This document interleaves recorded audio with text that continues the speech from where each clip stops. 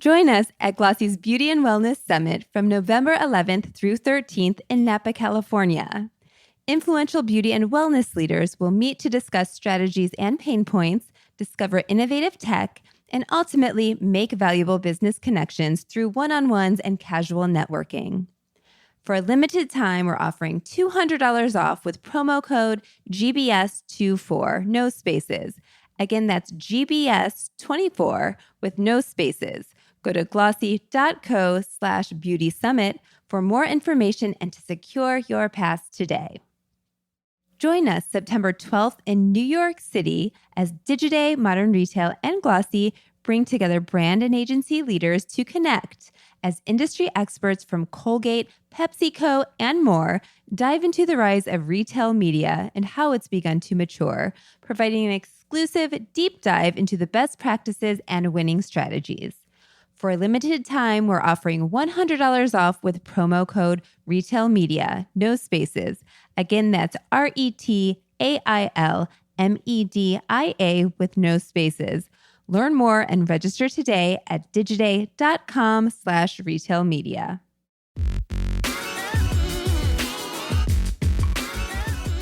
Hello and welcome back to the Glossy Week in Review podcast. I'm Zofia Zwieglinska, the international reporter for Glossy. I'm taking over from Danny, our usual host, who is out of office for his wedding. Congratulations, Danny. And this week I'm here with Glossy's editor-in-chief, Jill Manoff. Hi, Jill. Hi, Zofia. Thanks for having me. Congrats, Danny. Whoop, whoop. Yeah, very exciting for him. And obviously with the next two podcasts, it'll be me and Jill taking over. And this week, there's been slightly less movement in the fashion world. And the main topic is Copenhagen Fashion Week, which is currently underway in Copenhagen. And it will finish up just when this podcast goes live tomorrow. And we also have some interesting earning bits from Ralph Lauren and some other brands, as well as the development of Back to School, which is coming a little bit earlier this year than it usually does. So the first topic that we'll jump into is Copenhagen Fashion Week. So obviously this whole week has been Copenhagen Fashion Week happening in Copenhagen, which I think is one of the most interesting kind of non-main fashion weeks. It kind of keeps coming up as a big contender to follow. This year it has 44 brands and obviously a strong focus on sustainability. They've made multiple pledges to make sure that the brands that are presenting at Copenhagen Fashion Week follow kind of a strict set of guidelines around sustainability. You know, they're fur-free. It's a kind of very sustainability-focused fashion week. So what are your thoughts on some of the shows, Jill? Have you seen anything so far that you've enjoyed? Yeah, I mean, I'm this weird longtime fan of this brand. I'm probably butchering the name, and Henrik Vibskov, and it's so random, but it's been around for a long time. And back when I was a young stylist in St. Louis, they would send me samples to use on photo shoots. Like, this is a big international company, an international company. The designer was fresh out of Central St. Martin. So I do follow this brand and kind of root for it, but also very much a fan of the is it Burger Christensen? That's not how you pronounce it. But the Rotate and the Remain labels are always very fun to me. Definitely a fan of some of these Scandi influencers who are who show up at the shows. And also I know that Jeanette Madsen is part of the Rotate brand. I think she's a creative director. Such a fan of hers, and I love seeing what she's doing. But you're so right. It feels, on top of sustainable, it feels, I guess, the most real in terms of the clothes, like wearable. It tends to be minimalist. Not every designer. Some are a little kooky, but minimalist, wearable. I would just say cool. These are all indie brands that are kind of doing their own thing. I mean, for the most part. And they're consistent and doing kind of the right thing on top of being sustainable. There's much diversity typically happening on the runways. Ghani was very big on that, which I know they've sat out this year. But they definitely, I think, helped to set the tone, I think. What do you think? Yeah, definitely. I mean, Ganni is kind of the one of the mainstays, and obviously being a Danish brand as well, they kind of put that brand front and center. I think this year it's been a little bit interesting just because a couple of the brands are coming back after either sitting out some of the seasons, or else having trouble financially and not being able to put on a show. So some of those are Division, which was founded by the brother and sister duo Simon and Nana Wick, and they founded that brand in 2018. They'd been worn by like Kendall Jenner and other people, and they'd had a number of issues with the past collections, some of it to do with a kind of a lacking aspect of sales with wholesale. So I think it's nice to have them back on the schedule. Others include a Roge Hove, which has also kind of had a comeback this season, and then others like Jade Cropper, who have also come back to the schedule after having issues with sales for a number of seasons. So some of those kind of smaller brands are perhaps making a return after having a couple of very tough seasons, obviously driven by, macro kind of things, lots of economic factors that are affecting young designers that we've written about over and over. But there's also been some real kind of successes. And I wanted to kind of highlight two of those just because one of them I spoke to recently for a briefing, Marimekko.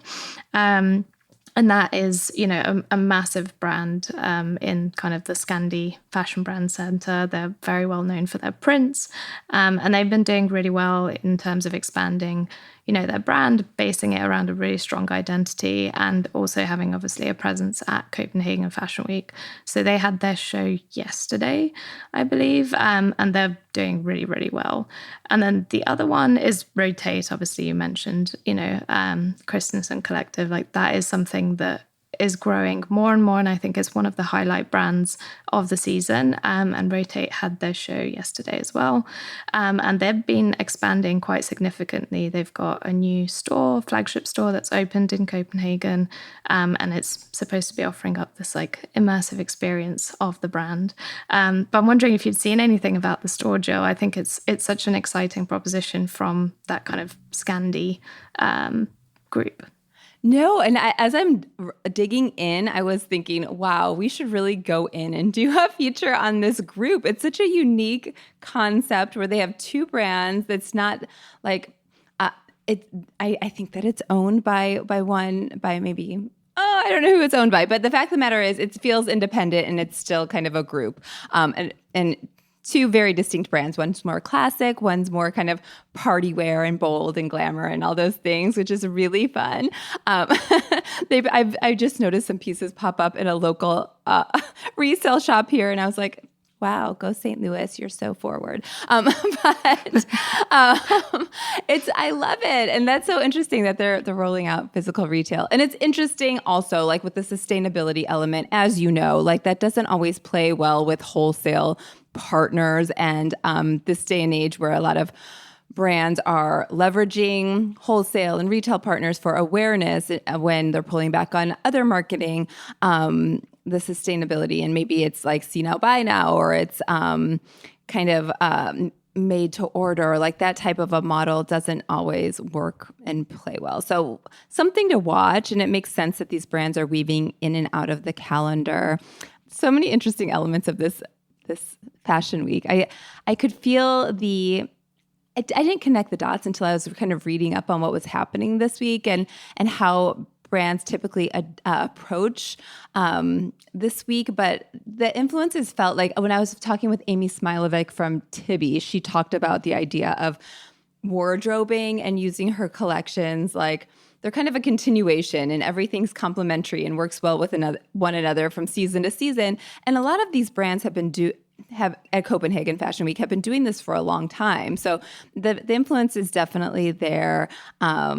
We know the street style influence is there. There are a lot of trend reports about what people were wearing, everything from bubble skirts to bag charms, capri pants, which that was fun to see.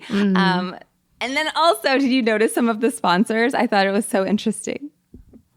Yeah, I think Division had an interesting one. I can't remember who it was. What did you notice in terms of the sponsors? Because obviously they're big supporters for young designers. It allows them to, put on a full collection and make sure that they have visibility there as well. I mean, just a fun one that I noticed. If you look on the calendar on their website, on the events website, on the last day, I was like, ooh, who's showing on the last day? And I guess it's more so focused on events on the last day as opposed to traditional runway shows. And there is an Emily in Paris activation, a dinner hosted by Netflix and Vogue Scandinavia. And then if you delve a little bit further, it seems there was an Emily in Paris, like a coffee cart or something, or an activation that played out throughout the week. So obviously that's a very well-known show for its fashion, and it will be interesting to see if they do more throughout other fashion weeks. Netflix has a lot of money to spend. Yeah, it's interesting. You don't tend to see Netflix dollars over kind of in the European Fashion Week schedules, but I'm wondering if they're also going to get involved in London or, Paris, since obviously France is having such a big year with the Olympics. That it would make a lot of sense for them to go out all big on the French Fashion Week this year as well. So fun. Brilliant. Well, let's move on to our first earnings. And kind of the main ones, obviously, Ralph Lauren has been making some headlines by outfitting Team USA for the Olympic opening ceremony. Those jacket combos. What were your thoughts? Did you love it or hate it? I liked it. It wasn't the boldest, most surprising thing, or maybe that's why it wasn't so impactful. I think it was typically classic in a good way. How about you? Yeah, I still really like it. I think Ralph Lauren, and this is something that they actually underlined in some of their earning kind of results, is that they're very kind of focused on their brand identity and being classic. And it's something that's kind of shown up in those first quarter results. So they reported, a bit of an increase in net income. I think they've reached 168 million. And then in the first quarter, the revenues were up by 1% to 1.51 billion. And thanks that in part to a lot of new customers and a 6% increase in prices. So that's for their direct consumer business, which they have been growing quite a lot. Obviously, they've had a lot more success this time around in international markets, maybe slightly more than North America. North America dropped by 4% to 608 million. And that's been mainly driven because of wholesale. And they noted that, they're trying to focus on their D2C presence, kind of pruning some of those wholesale partners to make sure that they're aligned with what they want as a brand, and obviously reduced sales from some off-price retailers as well.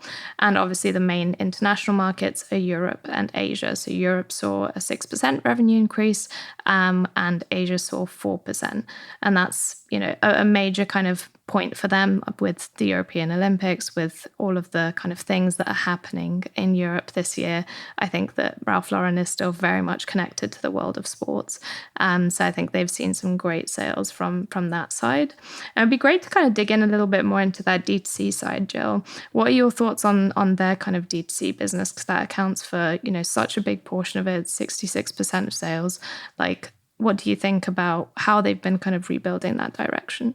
Yeah, I mean, obviously there's the Ralph's coffee shop and there's restaurants that the company has. And really this Olympics opportunity, they're using it as an opportunity to kind of convert their stores into kind of museums, I would say. Our CEO of Digiday Media is a fencer, so he's been following the Olympics quite a lot and sent me some images of what is happening by Ralph Lauren in the New York City store. And it was all the Olympics uniforms. It was so fun. And then when I was recently in LA for our Beauty Pop event, I visited the store I think it was on Rodeo Drive, and it was a similar concept where they had the mannequins really decked out in the Olympics gear and some kind of Olympics almost merch type of product that you could buy. So I think they're doing it right. They're bringing people into stores, and they're able to, like every brand, own the vibe, I would say. They, like you said, they talked a lot, like every luxury company, about the challenge of remaining fresh and exciting to young shoppers while also retaining their DNA and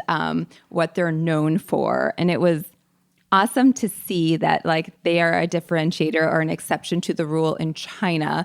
And because of that, customer is buying into nostalgia, and they're really buying into their quote unquote core product, like the Yeah. cable knit sweaters and the classic polo and all of that. No surprise there. But anyway, I think owning the narrative when your DNA is so important to the brand and the future of the brand is smart in the direct channels. What do you think?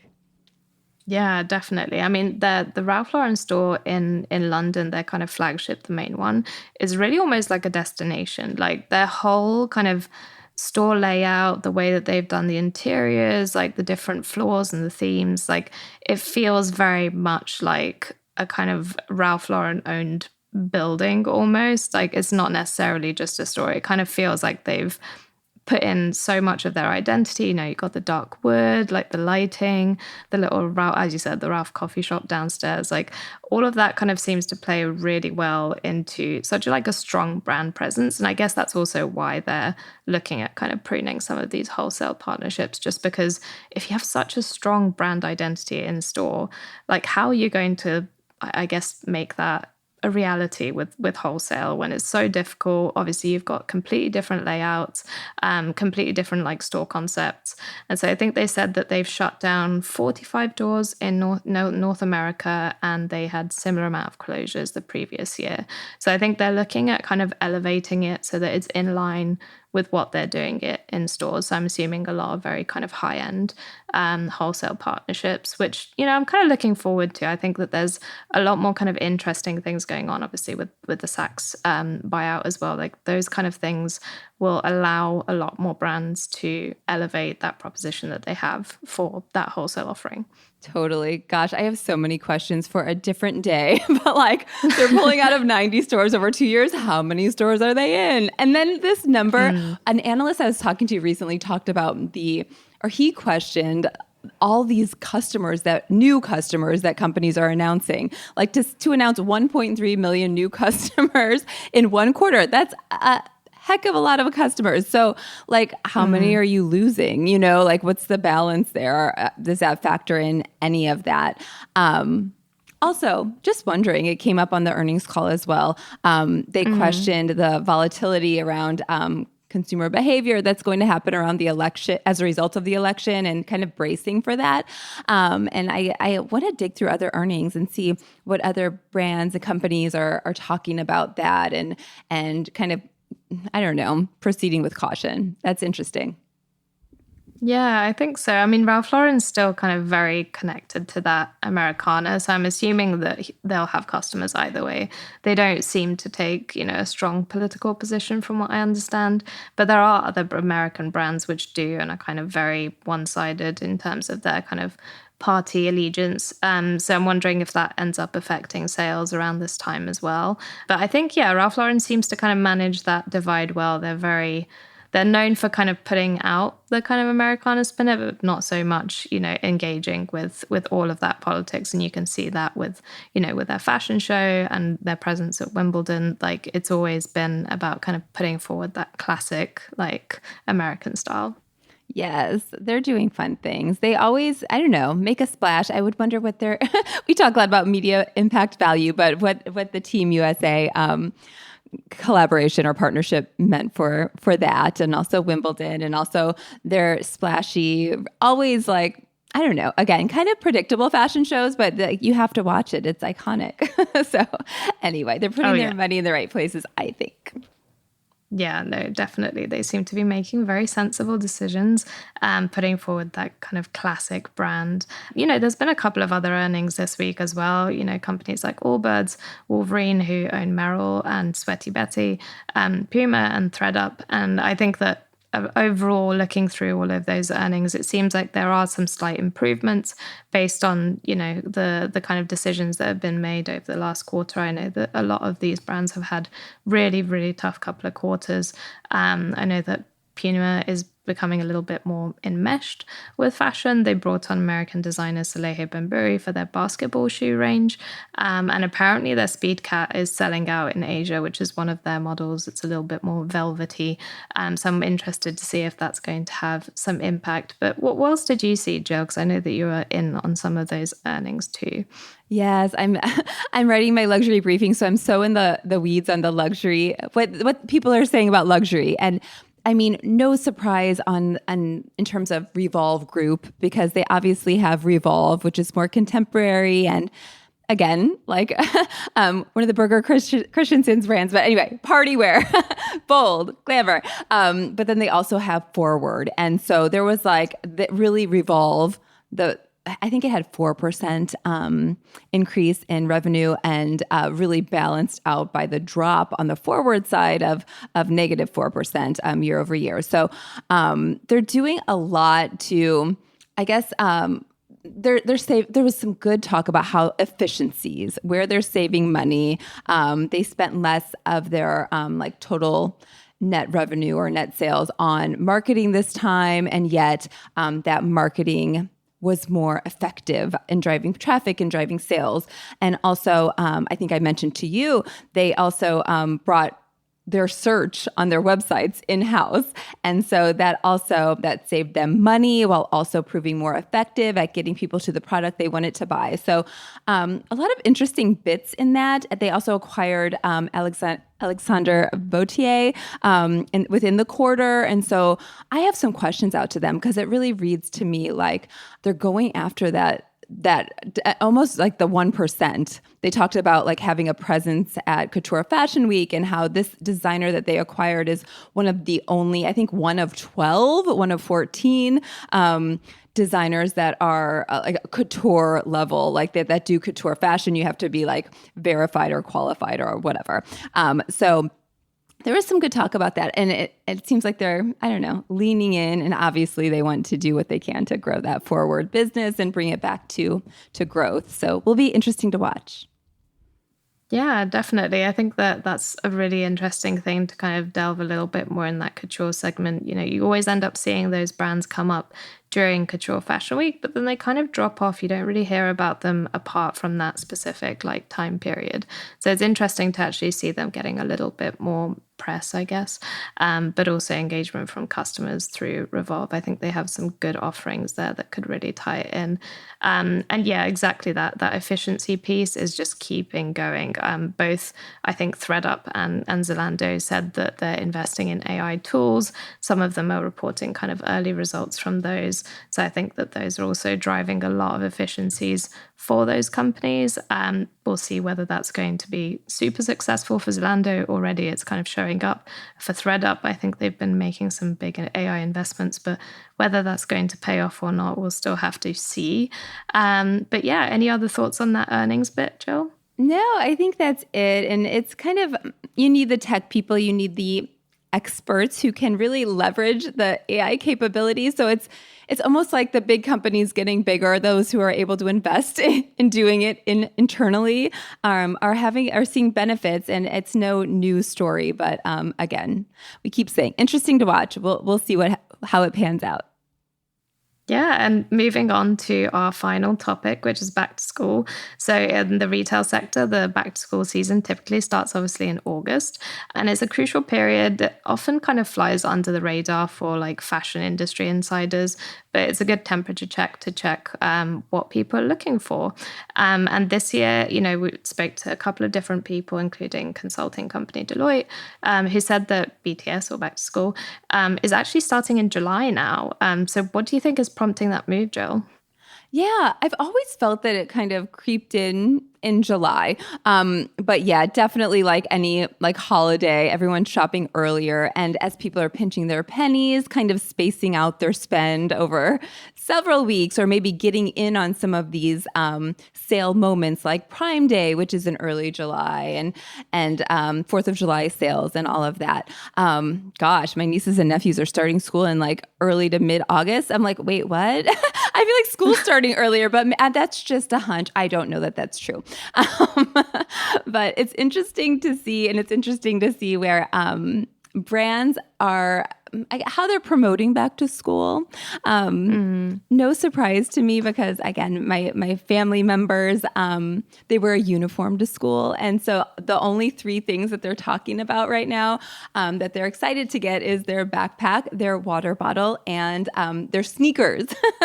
So they are really like, I don't know, scoping the scene, finding what's hot. I think that Stanley is doing some very smart things just before back to school, they launched like a collaboration with Olivia Rodrigo that's really purple and fun and cute. And then the hot brand among Gen Z girls obviously is Love Shack Fancy, which also just collaborated with Stanley, and they've rolled out a really fun one. So it's kind of a new era in terms of the accessories that people are going for. And I even got a pitch about a customer pitch. I'm on their customer email list for some reason, but there is a beauty brand for tweens and kids, and they talked about their back to school lip gloss, lip and cheek palette. So I'm sure, like, anyway, there's like back to school beauty, obviously, but anyway, this wasn't in my day. What do you see? No, definitely. I feel like the kind of consumer need to get like the latest thing right before the school year starts extended to maybe my pencil case when I was back at school. But yeah, I completely get the sneakers, and obviously the Stanleys, like those are something that it just keeps getting bigger and bigger. You have the whole is your water bottle your accessory now? Like there's so many different bits that you can buy for a Stanley. And with each of these collaborations, it's obviously driving more and more demand because people don't just want one. And some of the other things that I've kind of noticed with back to school, I guess, sentiment is that still kind of the price thing is the main factor, and it's actually driving a lot of like less brand loyalty. Like most of the people that plan on shopping for back to school, they end up looking at, it says 4.7 retail formats on average, so I'm assuming closer to 5, so 5 different places before they end up making a purchase, and that's just to stay within a budget. So I think that there's more marketplace shopping. Multi-channel retailers account for 80% of the back to school spend, according to Deloitte. So I think there's more and more opportunities there for that multi-channel retailers. Obviously, places like Target would probably see the majority of this, but also Walmart, which has been doing some interesting things over the last couple of months to kind of lure in some more of those customers and drive, I guess, more of those discounts that are really necessary at this time. For the UK, I know that Clarks did a thing where they've frozen prices. And obviously that's slightly less of a thing, BTS, over here than it is in the States, but it's still a pretty big factor that people are still kind of very conscious of that price, and Clarks is trying to keep hold of those customers. And then the other fun one that I saw was Urban Outfitters, who launched a specific back to campus activation. So rather than back to school, but back to campus, and featuring some of the more kind of popular Gen Z brands. So Birkenstock and Baggu, which are these kind of like very interesting little sacks that basically hold everything. And from what I've seen on TikTok, they're basically the Gen Z collectible. Like a lot of people are just collecting like 20 different versions. They all come in different fun prints and colors, and they're all quite cheap. So it makes for a very fun, easy thing for young people to get in on. Have you seen that? No. Is it like like an elevated or a more fun version of just like a tote, like a canvas tote? Yeah, basically, but it wraps up really small. So you can kind of, once you're done with your shopping, you can just put it and it basically wraps up to like the size of like your phone. So it's very cute, but very portable. I think a lot of people are very interested in it.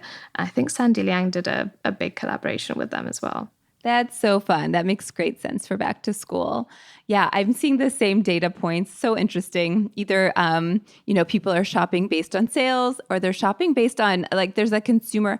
We should dig into this also, kind of how brands and retailers approach discounting differently in store versus online, because consumers are, of course, like under the impression that the better promotions are in store, so more are shopping in store.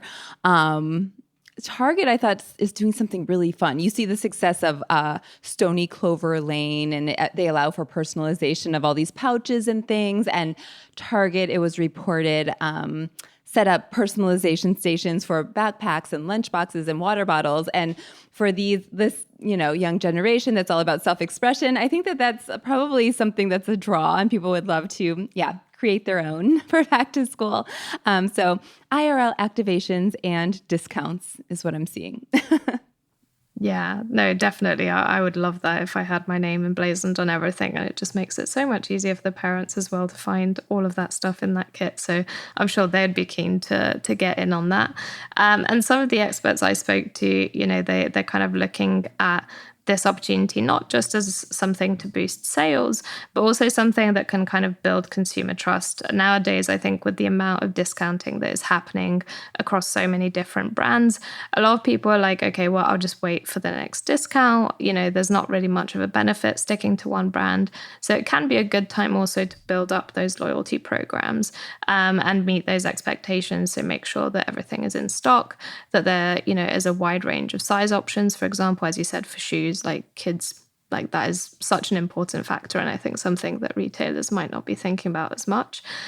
So yeah, just looking at kind of strengthening those relationships and thinking about, what can kind of drive loyalty during those discount periods, because what else is there if everyone else is doing exactly the same thing and offering those same discounts? Yes. Oh my gosh. And it would be so nice if every brand, like circling back, full circle, was like a Ralph Lauren where you could buy a backpack and you can know that you can wear this for years to come. I feel like it's so wasteful that everybody buys a new, I don't know, they're like, this year I'm a clean girl, and they buy a whole new everything. This year I'm a goth girl and everything's new. Like, what happens to the old stuff? But I mean, we're in fashion. We know new is more fun. Yeah, the trend cycle definitely keeps going. And obviously, with back to school as well, like there's so many different approaches just because of the amount of localization that's been happening. It's something that can vary from region to region, depending on like school opening times and kind of when those kids are actually ending up going back to school, and obviously the whole movement around back to campus as well, because there's so many opportunities there, brands that are getting in on being back at university, and the opportunities there, because obviously a lot of people buy stuff for that too. Any other thoughts on back to school, Jill? No, again, I wasn't part of like a sorority, but beauty brands are telling us how they're really like, I don't know, throwing a bunch of samples at these sororities. Like, I'm sure these houses are like decked out like an influencer house these days. It's just wild what's happening. We should do some investigative reporting. Yeah, we've seen some of those bedrooms, I think, in past pieces where brands are basically just outfitting it from top to bottom. I'm sure it kind of extends to fashion and all of the accessories. I know a lot of brands will be getting a boost from that. So we'll be watching that BTS kind of channel closely. Obviously, there'll be more discounting seasons up ahead, Black Friday and all the like. So we'll just keep you up to date on that. So that's all the time that we have this week. And don't forget to give us a rating and a review on Apple Podcasts, Spotify, wherever you're listening to this. It really helps us a lot. Thank you so much, Jill, for joining this week's podcast. Really looking forward to the next one. Yeah, see you next week. Thanks, Zofia. Yeah. And also don't forget to subscribe to the Glossy podcast to hear interviews with industry insiders every Wednesday, and we can review episodes every Friday. So thank you for listening.